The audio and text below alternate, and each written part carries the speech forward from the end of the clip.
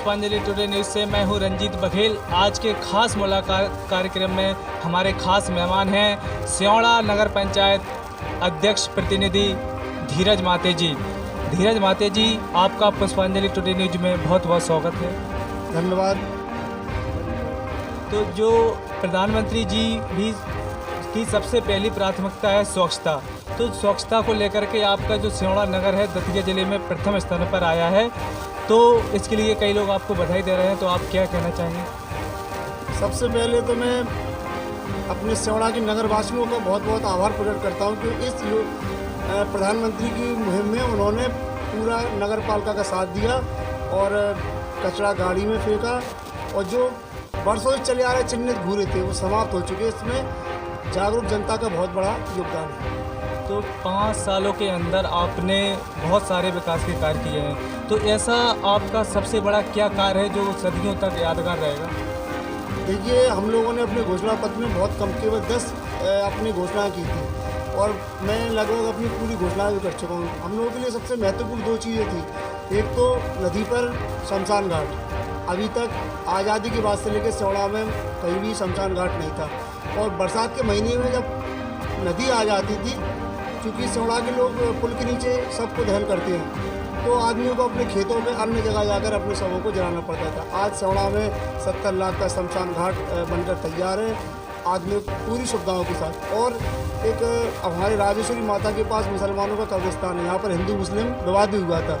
हम लोगों ने आपसी सामंजस्य बिठाकर उस कब्रिस्तान को भी सही करा दिया और हिंदू मुस्लिम की जगह का भी बंटवारा स्वेच्छा से बड़े प्रेम भाव से करवा दिया।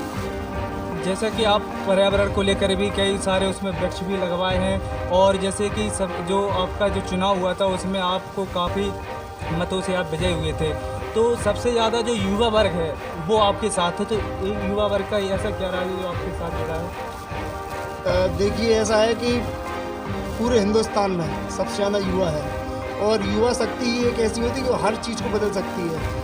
बरसों से पुराने ढर्रे पे चली आ रही नगर पंचायत आज केवल युवाओं की सोच के कारण बदली है। युवाओं के पास एक सोच अच्छी होती है, नई सोच होती है। आप देखिए कि बजरिया मोहल्ला में, श्री राम मैरिज हाउस के पास, दउआ मोहल्ला में, यहाँ जब से हम लोगों ने होश संभाला वहाँ पर परमानेंट घूरे गिरते थे, तो युवाओं ने सामने आके अपने हाथ से सफाई की, नगर पालिका का सहयोग किया, और युवा चाहे तो कहीं से भी कहीं किसी को भी मोड़ सकते हैं। युवा देश की शक्ति है, और युवाओं से ही देश आज आगे बढ़ रहा है, तो बिना युवाओं के तो चुनाव के बारे में सोचना ही मुश्किल नहीं है। जैसे कि हर एक युवा होता है, उसकी सोच होती है, जैसे कोई पुलिस में जाए या कोई जैसे फौज में जाए, कोई डॉक्टर बने, तो ऐसे ही जब आप युवा थे तो आपकी क्या ये सोच थी कि कभी आप राजनीति में जाएं? देखिए, हमारा राजनीतिक परिवार है। हमारे पिताजी के बब्बा थे, वो पहले जनपद अध्यक्ष थे यहाँ पर। मेरे पिताजी 2 बार मंडी अध्यक्ष रहे, मेरे बाबा आजीवन पुस्तकालय अध्यक्ष रहे, मेरे बाबा भूमि विकास बैंक के अध्यक्ष रहे, मंडी के रहे, मेरे चाचा भी मंडी अध्यक्ष रहे, मेरी दादी और दादाजी नगर पालिका के चुनाव लड़े, दोनों लोग चूँकि हार चुके थे। उसके बाद चाचा का विधानसभा टिकट भी हुआ। तो ये हमारी पृष्ठभूमि राजनीति में, हम लोगों को जनता की सेवा करना। हम लोग जनता से अभी से नहीं, पीढ़ियों दर पीढ़ियों से जुड़े हुए हैं, तो ये सेवा भाव से हम लोग राजनीति करते हैं।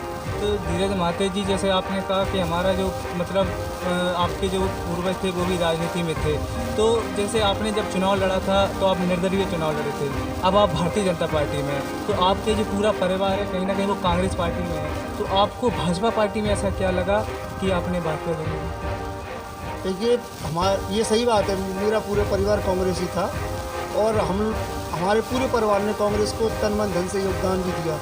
लेकिन जब बात टिकट की आती है तो कहीं ना कहीं ऊपर बैठे नेताओं में जातिवाद फैल जाता है, और ऐसे जब पैनल में नाम गया और केवल हम लोगों को हटा दिया गया, तो युवाओं ने कहा कि आप तो चुनाव लड़ो, निर्दयी लड़ो, हम आपके साथ हैं, और जिताया। उसके बाद हम लोगों ने नरोत्तम मिश्रा की तरफ देखा, दतिया के विकास की ओर देखा कि यहाँ पर गड्ढे कितने थे, पानी बिकता था, गुंडे अपराधी थे।